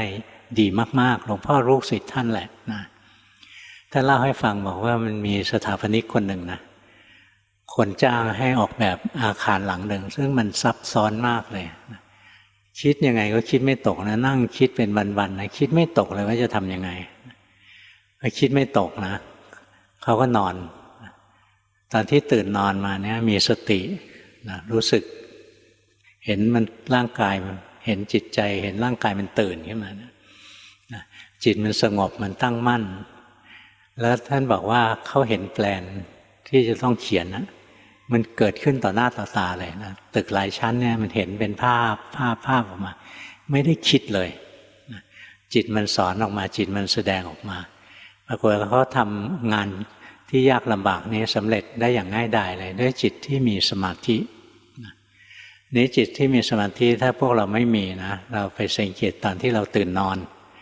ตอนที่ตื่นนอนยังไม่ได้ทันคิดเรื่องงานตรงนั้นแหละพอจะมีสมาธิอยู่บ้าง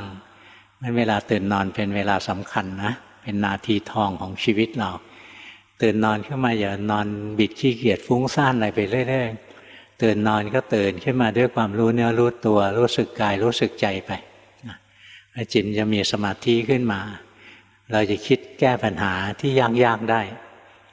หลวงพ่อก็ใช้วิธีนี้ตั้งแต่ไหนแต่ไรนะเวลาเราคิดอะไรไม่ออกเนี่ยหลวงพ่อไม่ตะบี้ตะบันคิดขอใช้ศัพท์ไม่สุภาพนะมันเห็นภาพดีหลวงพ่อไม่ตะบี้ตะบันคิดเวลาคิดอะไรไม่ออกไม่คิดมันหรอกนะไปทำอย่างอื่นก่อนไปอ่านการ์ตูนไปอย่างโน้นอย่างนี้นะแล้วก็ทำใจสบายๆบางทีนั่งสมาธิไหว้พระสวดมนต์อยู่นะเรารู้เลยว่าเราจะต้องทำอะไรตอนไหนมันรู้ขึ้นเองเลยนะกำลังของสมาธิเนี่ยบางทีเช้าตื่นนอนเนี่ยตื่นตอนเช้าขึ้นมานะนึกถึงการปฏิบัติเนี่ยมันรู้เลยว่าจะต้องปฏิบัติยังไงนะหรือวันนี้จะเทศอะไรเนี่ยบางทีรู้แต่เช้าว่าวันนี้จะเทศอย่างนี้ไม่ได้มีการเตรียมโผนะหรือบางทีเช้ามันไม่เกิดธรรมะหลวงพ่อก็มานั่งจิบน้ำร้อนน้ำชาเดี๋ยวก็มีธรรมะว่าควรจะแสดงธรรมเรื่องอะไรนี่เป็นเรื่องของสมาธิทั้งหมดเลยงั้นเวลาที่จิตเรามีปัญหามากอย่าไปดิ้นรนว่าทำยังไงจะหายทำไงจะหายคิดไม่ออกแล้วโว้ยทุบกระบาลอีกนะธรรมดาก็โง่อยู่แล้วยังไปเขี่ยหัวให้มันโง่กว่าเก่าอีกนะก็อย่าไปโมโหนี่หนูเบอร์สองรู้สึกไหมจิตตอนนี้ดีกว่าตะกี้รู้สึกไหมจิตตอนนี้มันตื่นขึ้นมามันโปร่งมันโล่งมันเบาขึ้นมานะทั้งที่หลวงพ่อยังไม่ได้สอนอะไรเราเท่าไหร่เลยแต่จิตเราเปลี่ยนแล้วเพราะจิตเรารับธรรมะได้ไม่ต้องไปคิดค้นคว้าจิตมันฟังธรรมะฟังไปจิตมันสงบจิตมันมีสมาธิขึ้นมานะมันจะรู้ว่าอะไรควรทำอะไรไม่ควรทำมันจะรู้ขึ้นมาเองแล้วตอนนี้เราจะคิดแก้ปัญหาชีวิตได้ดีกว่าคนอื่นอย่างพวกเล่นหุ้นเล่นอะไรนะแล้วก็ฟุ้งตลอดเวลาไม่ได้กินหรอกถ้าข้อมูลไม่แม่นนะจะลงทุนจะทำธุรกิจจะอะไรเนี่ยจัดการกับใจของเราให้ได้ก่อนถ้าใจเรามีสมาธิมันจะไม่มีอคติไม่มีไบแอสมันจะมองปัญหาอะไรได้ตรงไปตรงมามากกว่าพวกที่มีไบแอสอย่างพวกที่โลภมากเนี่ยจะลงทุนดีไม่ดีอะไรเนี่ยโลภมากนะเดี๋ยวก็พลาดถ้าใจมีสมาธิไม่โลภมันรู้เลยว่าตอนไหนควรจะทำอะไรจะลงทุนอะไรตอนไหนจะถอยตอนไหนจะก้าวไปข้างหน้ามันจะรู้ของมันเองนะมันรู้จังหวะชีวิตของตัวเองได้เลยงั้นสมาธิเนี่ยฝึกเอาไว้เถอะไม่ใช่สมาธิเคลิ้มๆนะสมาธิรู้เนื้อรู้ตัวนี่แหละฝึกเอาไว้นะแล้วจะเอามาใช้งานทางโลกได้เยอะแยะเลยอย่างตอนนี้จิตเรามีกำลังขึ้นมาแล้วเราก็รู้สึกลงไปถ้าจะเดินในทางธรรมต่อเราก็ดูลงไปร่างกายไม่ใช่ตัวเราความรู้สึกทั้งหลายไม่ใช่ตัวเราจิตก็ไม่ใช่เราสั่งให้ดีไม่ได้ห้ามชั่วไม่ได้เนี่ยดูไป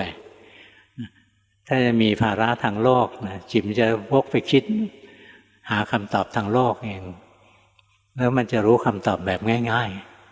ๆไม่ค่อยผิดหรอกเบอร์สามหมายเลข3ส่งการบ้านครั้งที่แล้วหลวงพ่อให้โยมไปเดินจงกรมแล้วรู้ทันจิตไปเอาจิตเป็นหลักไม่ได้เอาคำบริกรรมหรือการเดินเป็นหลักโยมก็นำไปปฏิบัติตามก็เริ่มเห็นจิตที่หนีไปคิดได้บ้างแต่บางวันก็ยังฟุ้งซ่านอยู่มากในระหว่างวันก็จะพยายามรู้กายที่เคลื่อนไหวแต่ก็ยังมีความจงใจและต้องคอยบอกตัวเองบ่อยๆให้รู้สึกตัวถ้าวันไหนลืมเตือนตัวเองก็จะเผลอไปนานขอหลวงพ่อเมตตาชี้แนะข้อผิดพลาดและขอการบ้านไปปฏิบัติให้พัฒนาต่อไปด้วยค่ะไม่ผิดหรอกนะที่ทำอยู่มันค่อยๆดีแต่มันไม่ได้ดีปุ๊บปั๊บทันใจหรอกสติสมาธิปัญญาอะไรพวกนี้มันเป็นของเสื่อม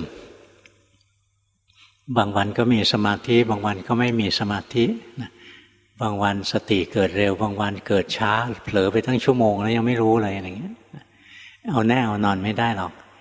หน้าที่ของเราทำเหตุไปเรื่อยๆนะแล้วผลมันเป็นเองเราจะเห็นว่าถึงเราทำเหตุทุกวันเหมือนกันแต่ผลที่ได้ในแต่ละวันเนี่ยไม่เคยเหมือนกันวันนี้จิตสงบวันนี้จิตฟุ้งซ่านนะวันนี้สติเกิดบ่อยวันนี้สติไม่ยอมเกิดวันนี้เห็นไตรลักษณ์วันนี้ไม่เห็นเลยอย่างเงี้ยเราจะเห็นว่าทำเหตุเหมือนกันคือปฏิบัติเหมือนกันทุกวันเนี่ยผลที่ได้เนี่ยไม่เคยเหมือนกันหรอกแล้วก็ไม่ต้องทำให้มันเหมือนกันเราจะเห็นว่าในความเป็นจริงแล้วมันมีสิ่งที่เออเรอร์อยู่เราควบคุมอินพุตนะเหมือนกันทุกวันเลยปฏิบัติเหมือนกันเอาพุตเนี่ยไม่เคยเหมือนกันผลที่ได้อะมันมีสิ่งที่เออเรอร์อยู่ตัวเตี้ยคือตัวไตรลักษณ์เห็นไหมจิตบางทีก็สงบบางวันก็สงบบางวันทำไงก็ไม่สงบเพราะจิตนี่เป็นไตรลักษณ์เนี่ยธรรมะมันสอนเรานะแต่เราคิดว่าอย่างนี้ไม่ใช่ธรรมะถ้าเป็นธรรมะต้องดีตลอดต้องสุขสงบตลอดในการที่มันเห็นมันแปรปรวนนั่นแหละธรรมะถ้าเราเข้าใจตัวนี้นะเราจะรู้เลยว่าไม่น่าตกใจ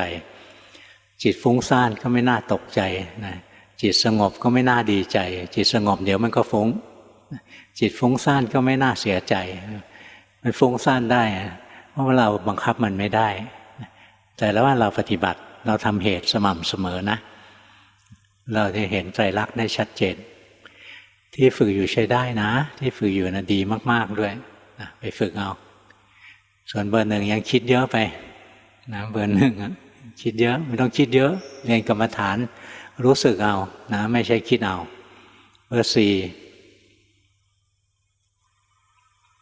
ปีที่แล้วหลวงพ่อให้ไปดูตัวเซลฟ์ตัวอัตตาทีแรกก็คิดว่าเห็นแต่จริงๆยังไม่เห็นทราบภายหลังจากอาจารย์ผู้ช่วยสอนว่าสมาธิไม่พอหลังจากเพิ่มสมาธิก็เห็นและรู้แล้วว่าที่ลูกเข้ากับคนได้ยากก็เป็นเพราะตัวเซลล์นี้และทำให้อยู่กับโลกยากมากขอหลวงพ่อชี้แนะต่อด้วยค่ะที่ทำอยู่อย่างนั้นแหละถูกแล้วการที่เราจะเห็นว่าเรามีเซลล์ก็ไม่ใช่เรานะจิตเราก็ต้องมีสมาธิพองั้นทุกวันต้องทำในรูปแบบเราจะได้จิตที่มีกำลังขึ้นมาอันที่ผู้ช่วยสอนเขาสอนนั้นก็ถูกแล้วละสมาธิเป็นของที่ทิ้งไม่ได้นะฆราวาสเนี่ยมีจุดอ่อนตรงที่ขาดสมาธิกับขาดความต่อเนื่องสองตัวนี้เป็นปัญหาใหญ่ของฆราวาสนี่ถ้าเราจะแก้ปัญหาคือเรามีวินัยทุกวันต้องปฏิบัตินะทุกวันทำในรูปแบบอะไรเงี้ยเราก็จะมีความต่อเนื่องแล้วก็มีสมาธิขึ้นมาแล้วก็กำลังเราดีขึ้นมาแล้วเนี่ยอยู่ในชีวิตประจำวันเนี่ยเราจะเจริญสติเจริญปัญญาได้ถ้าสมาธิเราไม่พอเราดูสภาวะไม่รู้เรื่องหรอกมันเหมือนน้ำกับเพื่อมนะเรามองไม่เห็นว่าก้นสระน้ำนี้มีอะไรแต่ถ้าน้ำมันนิ่งเนี่ยเรามองทะลุลงไปเห็นก้นสระน้ำได้งั้นเราจะเห็นสิ่งที่ซ่อนอยู่ในจิตในใจเราเองมานะตาที่ซ่อนอยู่ในจิตในใจอะไรเงี้ยจิตเราก็ต้องนิ่งพอสงบพองั้นเราทิ้งสมาธิไม่ได้หรอกทุกวันก็ต้องฝึกไว้เลยถึงจะเห็นสภาวะได้ชัดพอเห็นแล้วเราก็รู้ว่านี่มันไม่ดีไม่งามนะจิตมันรู้เท่ารู้ทันเดี๋ยวจิตมันค่อยๆละถ้าเราละเรื่องเซลล์จัดได้นะต่อไปเราจะเข้ากับคนอื่นได้เราจะมีเพื่อนมากขึ้นคนเซลล์จัดไม่มีเพื่อนหรอกคนเซลล์จัดนะไม่มีใครชอบหรอกทำไมคนไม่ชอบคนเซลล์จัดเพราะทุกคนเซลล์จัดเซลล์มันชนกันนะนี่ถ้าเราฝึกของเราไม่เซลล์จัดเนี่ยนะเราอยู่ตรงไหนเราก็มีความสงบสุขนะมันจะเหลือแต่เหตุผลคนอื่นเขาเสนอความเห็นมา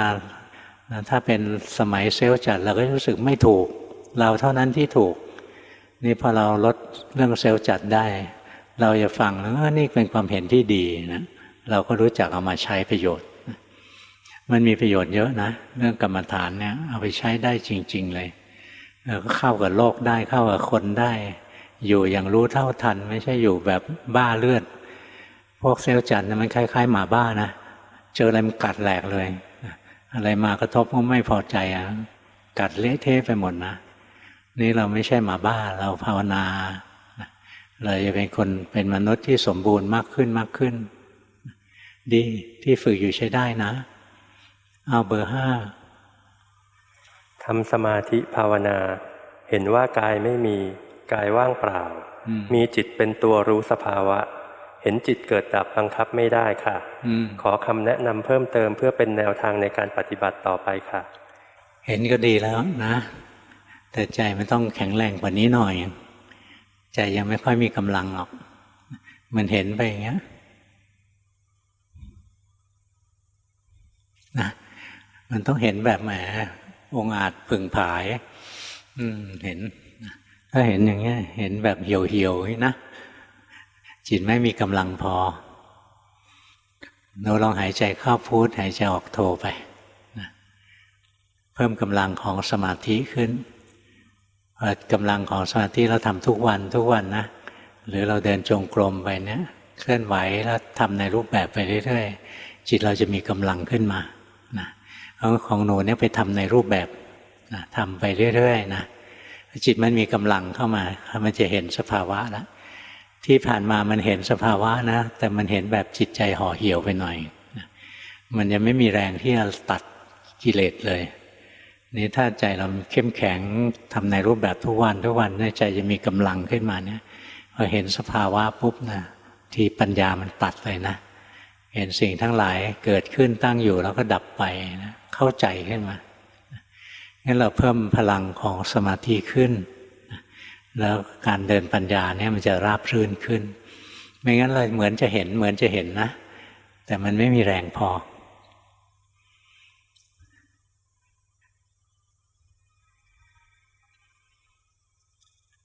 ต่อไปเบอร์ 6ผมเป็นคนฟุ้งซ่านช่างคิดขี้สงสัยจิตออกนอกหลงบ่อยทำให้ทำจิตให้ตั้งมั่นได้ยากไม่สามารถดูสบายดูซื่อๆได้เลยครับต้องตั้งใจดูซึ่งก็กลายเป็นเพ่งไปพอเพ่งก็อึดอัดปวดหัวถ้าไม่เพ่งจิตก็หลงไปกรรมฐานที่ทำอยู่ประจำคืออานาปานสติครับโดยดูลมพร้อมนับเลขแบบซับซ้อนนิดหนึ่งไปด้วยเพราะบริกรรมพุทโธก็เอาไม่อยู่อยากเรียนถามหลวงพ่อว่าควรปฏิบัติอย่างไรดีครับ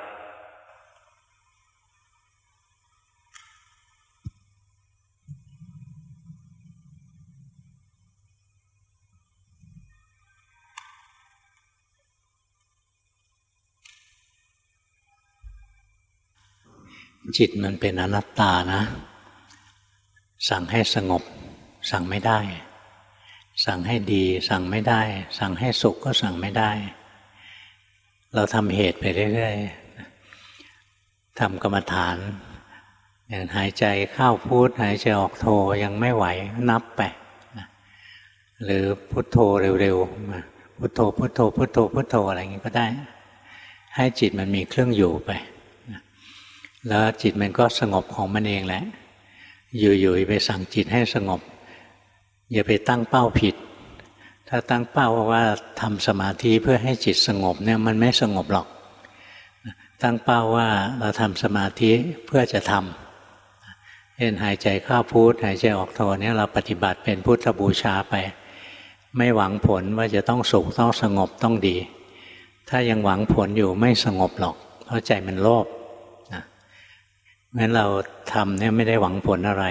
ลองไปปรับตัวนี้ซะอย่าหวังผลปฏิบัติเป็นพุทธบูชาไป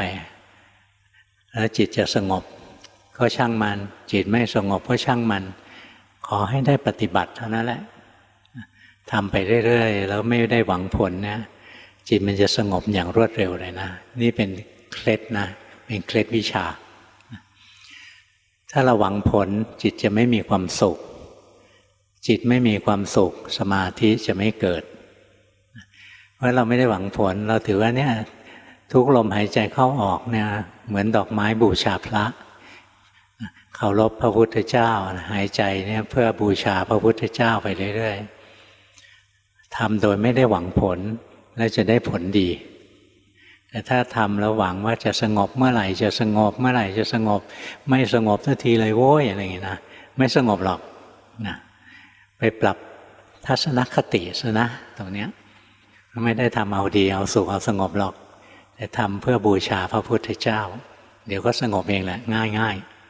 ๆเบอร์ 7ช่วงที่ผ่านมามีเวลาปฏิบัติในรูปแบบค่อนข้างมากเวลาระหว่างวันมีสติรู้เนื้อรู้ตัวดีรู้สึกโลกห่างๆออกไปแต่ปัจจุบันต้องกลับมาโฟกัสกับงานมากขึ้นเวลาปฏิบัติในรูปแบบน้อยลงรู้สึกกลับมาเป็นเนื้อเดียวกับโลกขอกราบเรียนถามหลวงพ่อว่าการปฏิบัติตอนนี้ยังอยู่ในร่องในรอยหรือไม่ครับอยู่นะเรามีเวลาอยู่กับตัวเองเยอะๆเราก็เรียนรู้ไปให้มากๆจำเป็นต้องไปตะลุมบอลกับโลกนะเราก็ไปแบบลูกศิษย์มีครูนะเวลาจิตเราเครียดกับงานเนี่ยรู้ทันไปเลยนะเวลาคิดอะไรไม่ออกกลับมาอยู่กับลมหายใจมาอยู่กับคำบริกรรมอะไรเงี้ยจิตมันสงบขึ้นมาแล้วมันจะคิดอะไรต่ออะไรง่ายขึ้นอย่างที่หลวงพ่อสอนตะเกียเวลาคิดไม่ออกอะไรอย่าตะบี้ตะบันคิดไม่ได้เรื่องหรอกทำใจให้สบายก่อนเราจะได้เปรียบคนอื่นหลวงพ่อตั้งแต่เป็นโยมนะหลวงพ่อทำงานเนี่ยได้เปรียบคนอื่นเยอะเลยนะงั้นทำงานที่ไหนก็โตเร็วโตพรวดพลาดเลยเราทำงานได้ดีเพราะว่าสมาธิเราดีอย่างเอกสารเป็นตั้งๆนี่นะอ่านเพื่อจะดึงประเด็นออกมานะวิเคราะห์อะไรเป็นเหตุอะไรผลอะไรเป็นเหตุหลักอะไรเป็นเหตุรองนะจะแก้ปัญหาเนี้ยเรามีทรัพยากรอะไรนะถ้าแก้ปัญหาหลักไม่ได้แก้ปัญหารองไปก่อนอย่างเงี้ยมันจะรู้นะกำหนดยุทธวิธีกำหนดยุทธศาสตร์กำหนดยุทธวิธีในการทำงานที่ซับซ้อนเนี่ย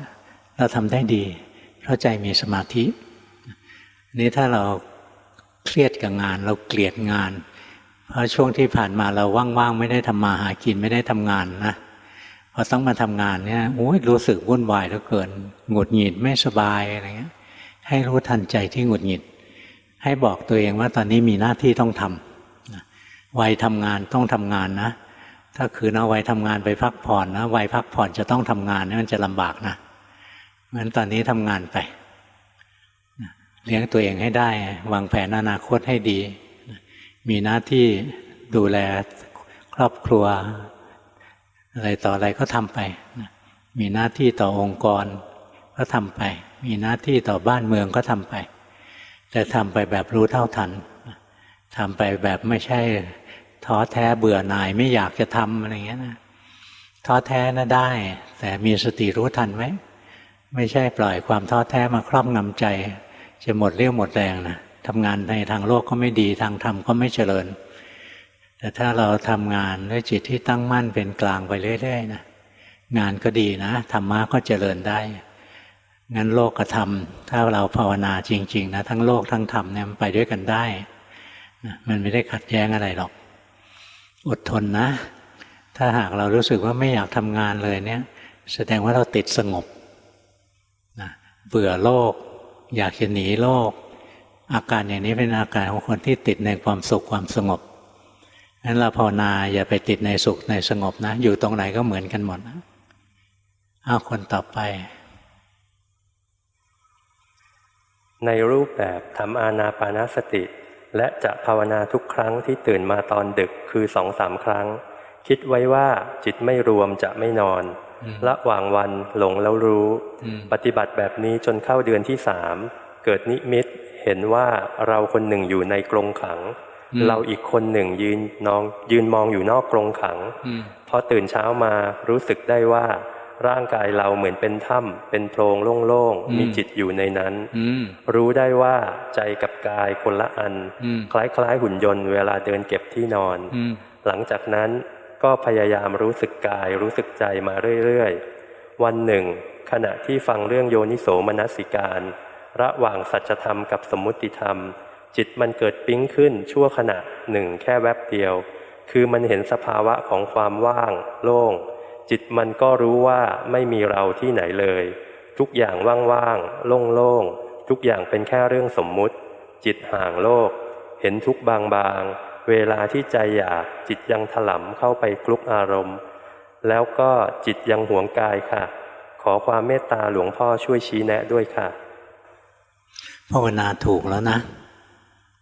ก็ทำให้มากทำให้เจริญที่ทำมานะถูกต้องแล้วนะค่อยๆฝึกไปนะเวลาจิตมีโมหะแทรกอะไรนะโมหะยังขยันแทรกอยู่นะเราก็รู้ว่าจิตมีโมหะภาวนาอย่างตรงเนี้ยจิตมันออกนอกแล้วจิตมันไหลไปในความคิดรู้ว่าจิตไหลไปในความคิดถ้ารู้ตรงนี้ไม่ทันมันก็เกิดสุขเกิดทุกข์เกิดดีเกิดชั่วค่อยไปรู้ตรงนั้นก็ยังดี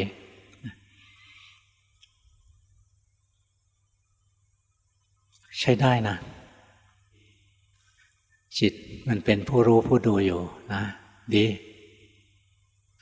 ตัวนี้เป็นผู้หลงแล้วรู้สึกไหมเห็นไหมว่าผู้รู้ไม่เที่ยงเห็นไหมผู้หลงสั่งไม่ให้เกิดก็ไม่ได้เห็นไหมไม่มีจิตชนิดไหนเลยที่เราสั่งได้ไปดูตัวนี้บ่อยๆนะไม่มีจิตดวงไหนที่เราสั่งได้สั่งให้เป็นจิตรู้ตลอดก็ไม่ได้สั่งว่าอย่าเกิดจิตคิดนะก็สั่งไม่ได้ดูไปเรื่อยๆเห็นว่าจิตทุกชนิดนั้นไม่อยู่ในอำนาจบังคับสั่งไม่ได้นะไปดูซ้ำๆตรงนี้แหละวันนี้8 คนที่ส่งกันบ้านใช้ได้นะทุกคนดีนะไม่เสียแรงที่พวกเราลงทุนลงแรงปฏิบัติดีหลวงพ่ออนุโมทนาด้วยนะทั้ง8 คนนั่นแหละดีอย่างนี้หลวงพ่อค่อยมีกำลังใจสอนหน่อยนะถ้าสอนแล้วพวกเราก็ไม่ปฏิบัตินะโอ้ยหลวงพ่อไปหัดบัวหัดควายอะไรงั้นดีกว่านะนี่มัน